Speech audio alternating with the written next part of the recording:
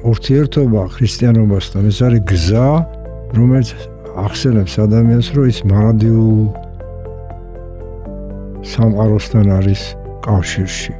როგორ ეხმარება ქრისტიანული ღირებულებები ოჯახურ ერთობას?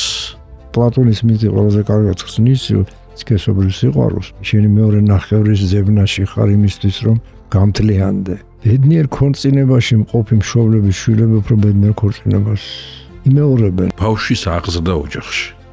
მშობლები არიან აღზრდელები, ბავშვი არ შეიძლება იყოს აღზრდელი. რაც გეგზავნება ცხოვრებისგან, ან ღმერთისგან, შენი აღმოაჩენ ფარულ მინიშნებას. დადებითია ყველაფერი. ვინც გარეთ იყურება, ზინა. ვინც შიგნით იყურება, გვიძავს. ქრისტიანობა გეუბნება, რომ ნეტარება არის არა გონების სიწმინდე, არამედ გულის სიწმინდე.